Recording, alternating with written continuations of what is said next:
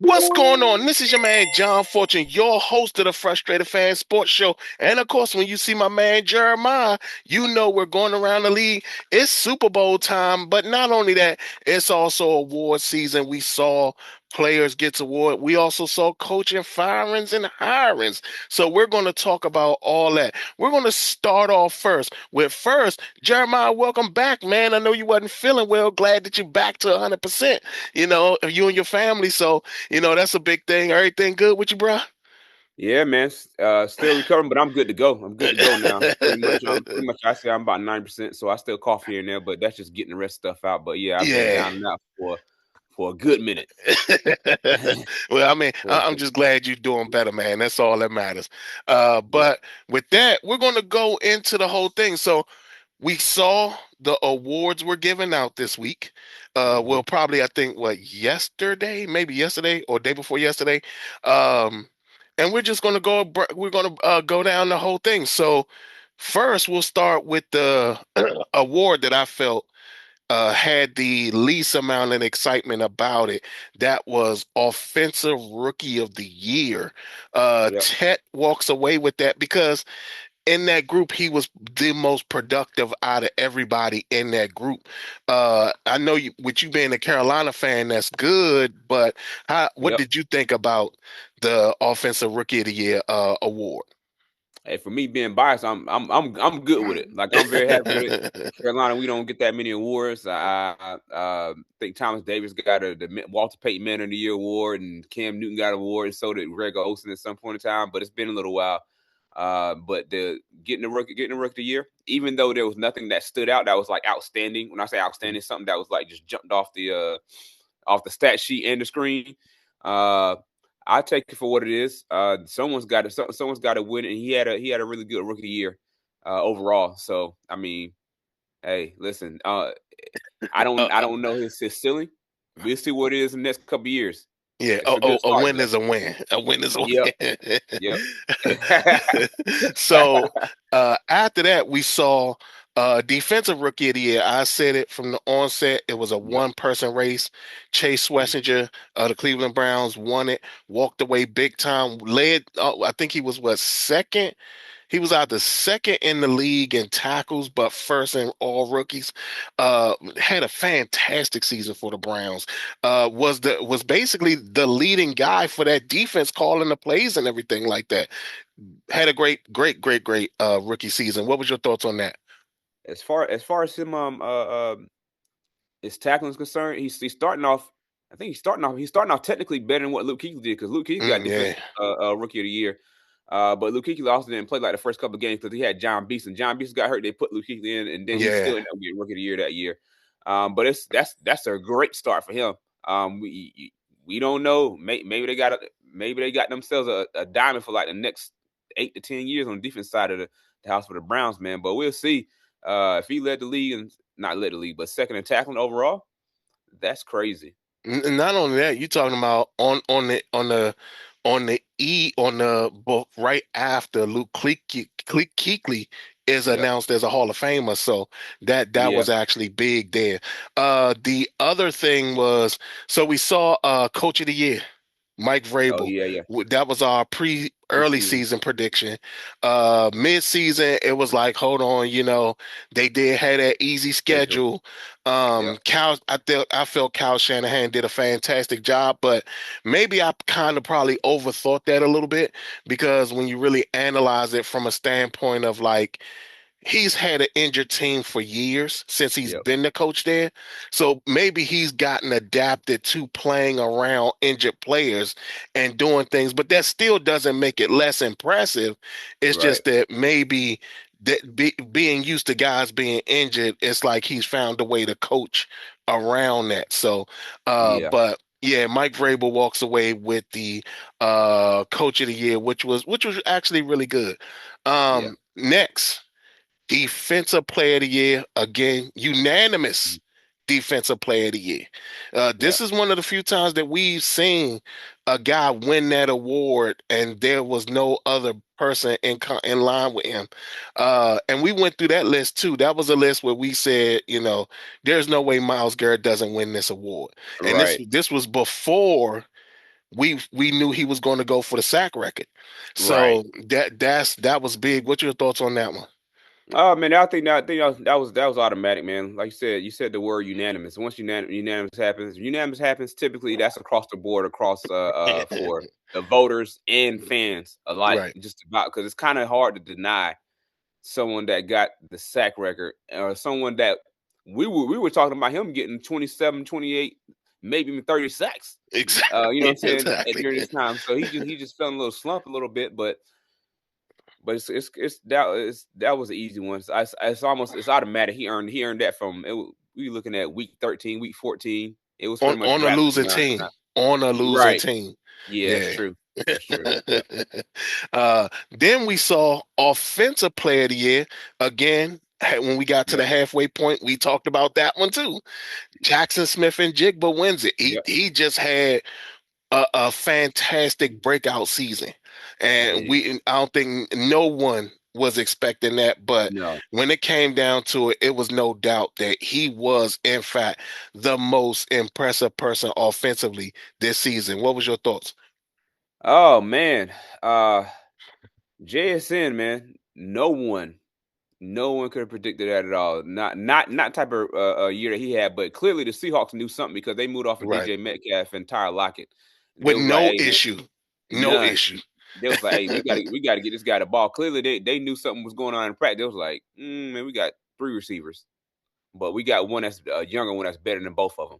Yeah, yeah. Yeah, and they was like, hey, the only way we're gonna make this happen and keep everyone happy is to move off of these jokers and let him take the reins from there. But hey, they end up upgrading the quarterback. Sam Donald clearly compared to Geno Smith, Mhm. uh, and that helped out a lot too. Sam Donald found him a safety blanket. Yeah, and not only that, I mean, it's good that you said that about the DK Metcalf and Tyler Lockett thing, because remember Jackson, he was just like a slot guy for a minute. Like Yeah, they were using him in the slot and to say, you know what, this DK guy, all he does is run fast. He doesn't make an impact. We right. think this guy right here is a far better impact than what we thought. They did a fantastic job with that and actually featuring him as the guy. Yeah, Seattle came Yeah, up big in that one. They came up they big with did. that one. They Um, did. Last but not least, league MVP. Now, this was one that I remember when I was sitting there talking about, hey, I don't think Drake May deserves it because he's seen the easy schedule, and Matthew Stafford seen one that was a little bit more difficult. It was like every week he was in a battle with Yep. some team and some quarterback and some defense. Yep. But he walks away with the MVP. Matthew Stafford gets the MVP, 1 point over Drake May. Some of the Drake May fans were mad at a voter who voted for Justin Herbert. Yeah. Heard his reasoning, and I was like, you know what? I can kind of understand why he did that. Now, I didn't hear his reason. I uh, didn't hear the reason for that. okay, well, he was saying that for what Justin Herbert went through in the season, with the fact that he had a injured offensive line, He and did. the fact that he Out the kept gate. battling, he was injured himself, and found a way to still get the team into the playoffs. He felt that it was a remarkable way to do that, and he talked about his completion percentage and his accuracy percentage over Drake Mays. He felt it was just better. But so Did, I wasn't mad about the reasoning. hey, did he say who he would have voted for if he didn't pick Justin Herbert? He didn't. He didn't say that. Uh, So that was the okay. part that was like, because that was another thing where it was like, well, how do you know he would have voted for Drake May? Because just as much Right. as y'all mad that he took Justin Herbert, understand that could have been a extra vote for Matthew Stafford. Right. It So could it's have been. like you really don't know. But I think this year the voters got it right this year. But I think it's also the fact that, last year everybody questioned their ability to vote properly. Yep. And there was this thing of where they wanted to be transparent this year because you had Acho come out and actually tell people who he voted for. Yeah. And he showed it on his, I guess, his Twitter feed or whatever, who he Okay. voted for and everything like that. So I think that with the transparency thing that happened this year, the voters actually went out there and did their research and wasn't just listening to their buddies and friends. So I think they got it right this year. They did a fantastic job in the voting this year. So I do want to give them credit, especially after criticizing them last year. So, Yeah. but yeah, so that was our thoughts on the awards that were passed out. 100% across the board, everybody who won it did in fact deserve to win it. I didn't see who won assistant coach of the year, so I'll have to check that out some other Yeah. time. No But one's really paying attention to yeah, yeah. that. No one's really discussing Until people get it. fired. Yeah. With that being the transition, Yeah. we got to talk about some of these coaching hirings and firings. Yeah. You didn't get an opportunity to do that because I actually listed. I did a list of my best to worst. Uh, the last two I feel are up in the air, but both guys come from that Shanahan system. When you think Yep. about Clint Kubiak and Yep. Jesus, Clint Kubiak and Mike Mike Graham. LaFleur. Yeah. So they both come from that Shanahan system. So that's actually those are hires that we're gonna have to see first. But what was your surprise firing? Oh, surprise firing. Oh my goodness. I guess you can't really call Mike Tomlin firing because he decided to step down. That's what they said. Mhm. But when you look at see firing. Uh, oh, the Bills. The Bills, yeah, because Sean McDermott, was Josh Allen's guy. I Yeah. say Josh Allen guy. That was his coach. That's how his coach. That's the reason why they were trying to be slick. And Hmm. they slid Joe Brady, and it's like maybe we might be to soften the blow a little bit and throw Joe Brady in here because he already got some type of rapport with him. I don't know, but yeah, Sean McDermott was the biggest one. But I think they decided to go in a different direction because I guess they felt like it was just time. And sometimes, whenever you make a move like that, and you don't have like a strong replacement in place, you could go backwards. You can go the other way real quick. Right. They putting all their eggs in the basket with Josh Allen, and that's something that you don't want to do because you're going to be wasting his prime years. But I also feel like they probably felt like they was wasting their prime years with Sean McDermott. But to go from Sean McDermott to Joe Brady, he's already in the house. You know what I'm saying? I don't know. That's weird. That's weird to fire somebody and then hire the offensive coordinator to put him right up. It's not like this is an interim thing. This is a permanent thing. Permanent, So real. yeah, yeah, And I'm with you. I mean, I think the Sean McDermott firing was the most shocking of them all because yeah, this is the first time that we've seen successful coaches either fired or walking away.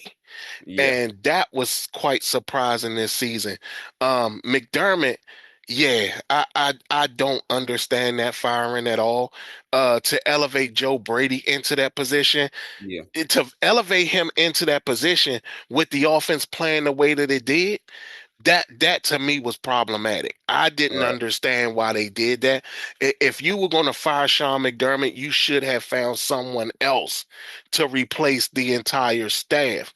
But right. to elevate Brady in this whole thing, I thought that was a bad one.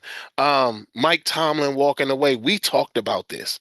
And we Yeah. talked about those Steelers fans, and they're Mhm. whining, and they're Yeah. crying, and they're complaining.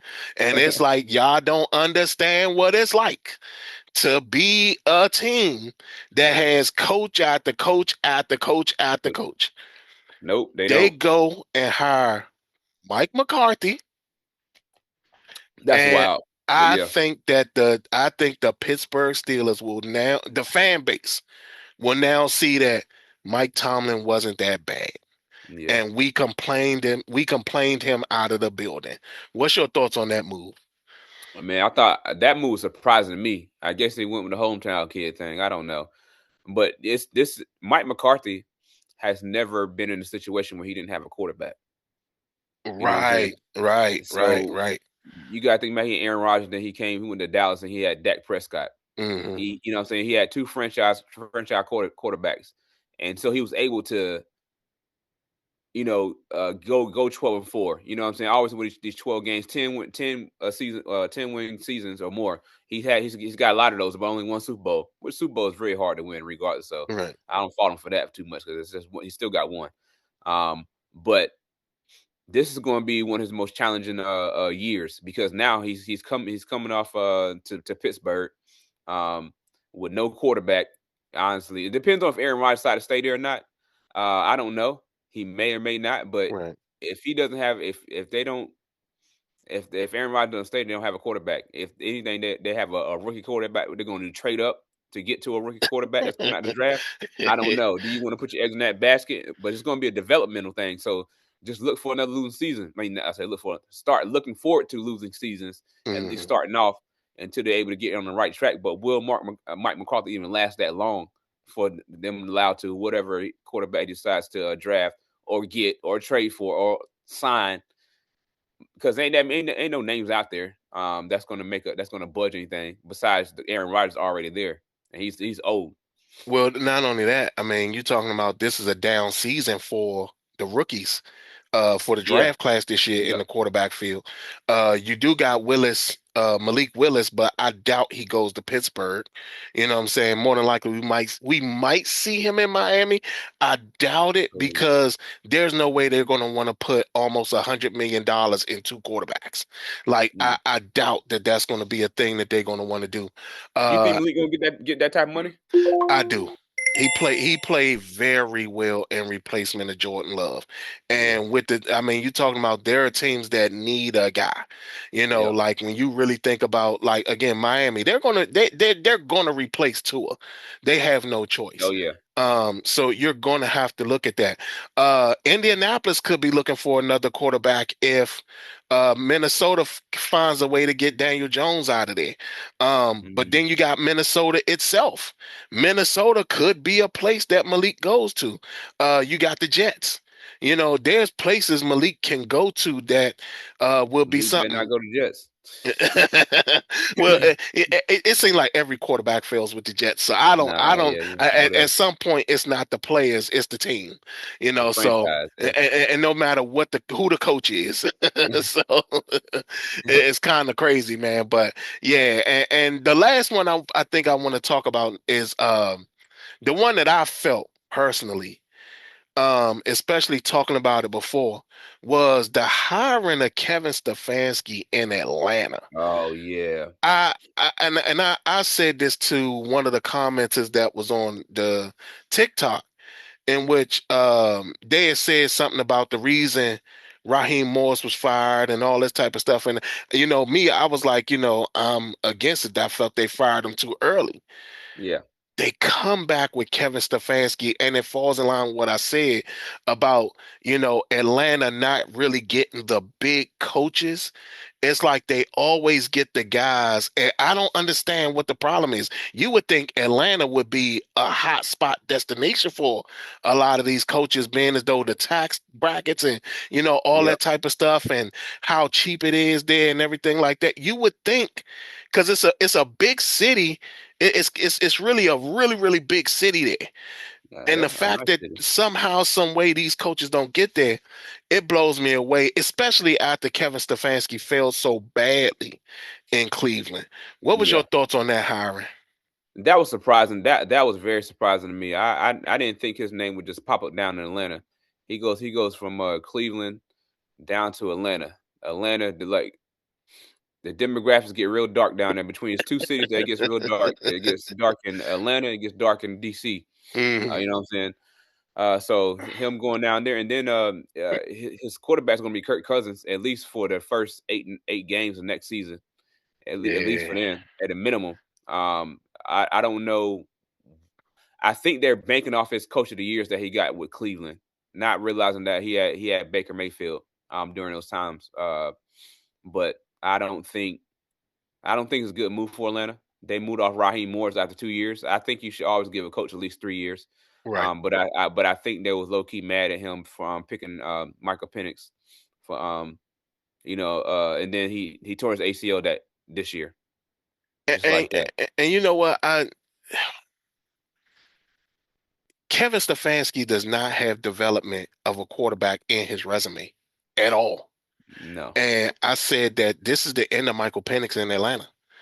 It's sad, but it is what it is. Like you don't sit up there and think that even for a hot second that Yep. it would make sense to have bring in a guy who doesn't develop quarterbacks at all. And then you're going to go with Kirk Cousins, who has historically in his entire time in the NFL been a guy that gets you the big stats but don't win you the big games. And he Yep. always loses down the road. So you've now basically brought in a guy who loves veteran quarterbacks, who doesn't develop young quarterbacks, and you're now in a draft where there's no quarterbacks available for you to really want to snag. So, Mm-hmm. and to take a Kevin Stefanski, who again has no history of developing a quarterback at all, no matter what the race of the quarterback is, not one single Yeah. quarterback has he developed. At some point, you've made a massive mistake, and Yeah. I do feel that when it comes down to it, Atlanta's going to regret the hiring of Kevin Stefanski. And like you said, for some reason, I don't know what it is yet. He's living off the laurels of winning Coach of the Year in a COVID year where his team was basically the only team that was still intact because nobody goes to Cleveland. Um, and he also, it was the following the 2022 season, it was because they had a very easy schedule that year. Yeah. So it's like, is this really what you want to rest your hiring on in a guy? Not only that, they hired Ian Cunningham after they hired Kevin Stefanski. Now, in my personal opinion, when it came to Kevin Stefanski, I think he sees the general manager job as just a figurehead job, but it's Mm. not, and where he's actually the one in control. And I think Ian Cunningham won't be there for long when it comes to Kevin Stefanski making mistakes and all that type of stuff. So that was our thoughts, and of course Jeremiah's thoughts as well on the coaching round tree that happened. We got to get to it now, Jeremiah. Yep. Super Bowl Sunday is happening. Yep. This is a game against two teams that defensively, they're great. Offensively, Seattle's probably a little bit more dangerous than New England is. Yep. Uh, Everybody will get to see how Drake May performs in this Super Bowl. He hasn't been too great in the Nope. playoffs. Um, and for the first time, the New England might be facing a team that doesn't have many issues. What are your thoughts on this Super Bowl, and how do you feel it may go down in this game on Sunday? Man, this game can go great for Seattle, or it can go terrible. The reason why I say that is because the Patriots defense, as far as the postseason is concerned, Mhm. they've been playing very well. Um, if Sam Darnold turns into, I'm seeing Ghost Sam Darnold when he was playing for the Jets, sitting on the bench. Yeah, man, I'm seeing Ghost out there. I thought that was crazy. Or even Uh, Minnesota Sam Darnold. yeah, if he turns into have one of those games, it could get bad, because then you're giving Drake May and the New England Patriots short fields to work with. Right. And they were able to take advantage of that playing Denver. Denver, right. Off that one turn, they scored a touchdown at the very next play. That's the only reason why they won the game, because it was turnover on this side of the field. But also, with that being said, Seattle can actually end up blowing this thing open, depending on how their defense and offense play. If they both their defense offense play is clicking, along with special team, because they got special team games that they Yeah. put Rashid Rasheed, Shaheed. yeah, Mm. from New Orleans. That was a great trade for them. It's working out. Is if all three phases are working, this game won't be close. But the Patriots are going to have to depend on their defense and getting turnovers. They're going to have to. I don't know what type of game plan they got going into this to Sunday. But I'm pretty sure they're going to lean heavy on that defense. They're going to try to make things happen on offense too, but they're going to need the turnovers because the last thing you want to do is see Seattle clicking in all three phases. If Seattle deploys that same technique that the Houston Texans defense did against Drake May, the game is over. And the reason why I say that is, unlike Houston's defense, Seattle scores on defense. And if they get a fumble for a pick six, if they get a pick six if they get a pick six or they recover a fumble and get a touchdown, game is done, because that's going to be it. The moment they see that Drake May is uncomfortable, we saw it in that Houston game. We saw it a little bit in the Chargers game, where it was like Sam Darnold. I mean, Drake May gets flustered. It's over. It is over. It's hard to rein him back in. And even in the Denver game, we saw him quite flustered in. We saw Mike Vrabel sit up there and say, "To hell with this. We 3-and-out. We just gonna punt. Each shot we gonna punt. We not going for it on fourth down. We just gonna punt. We just gonna keep punting." And the fact that he deployed that strategy tells you that he felt quite uncomfortable with Drake May winning the game. And if at any point, like I said, Seattle's defense gets the scoring, it's over. Their offense, Kenneth Walker's running the ball, it's over. Kenneth Walker runs the ball, it's over. And if Drake May is hitting like passes here and there, and he gets a couple touchdowns, it's done. Same thing with Rashid Raheem. I wouldn't be surprised if the lights magically go out again. Same stadium that it went out before against the Ravens. Remember, the Ravens got those. Oh no, that was in New Orleans. That was in New Orleans. No. This was Santa Clara. Yeah, this was in Santa Clara, the Ravens versus the 49ers. They set up there. I thought that was New Orleans because Beyonce performed. No. This was Santa Clara when the Ravens played the 49ers and the lights went out. But I think the lights went out in New Orleans as well. I think they went out in Santa Clara too. They played. I don't think that stadium was even built whenever the Ravens and 49ers played. I think Candlestick Park was still up. Okay. That was 2012, and I don't think they was playing in Santa Clara just yet. But it was. Go ahead. I say, yeah. I definitely believe it was New Orleans, because New Orleans had they have the dome. Yeah. Oh yeah. It was in the dome. That's right. It was in the dome. But yeah, either way, the lights go out. We know what time it is. That momentum shift, man, was something else, boy. Yeah, because remember, it was like 3 quick touchdowns. Joe Flacco threw a touchdown. Then they stopped him. They kicked it off on a punt return. Jacoby Jones ran back for a touchdown. Then they came back, and Joe Flacco threw another touchdown. And it was like, turn lights off. It's like, hey, we need our ratings. So the lights came back on. There was a game.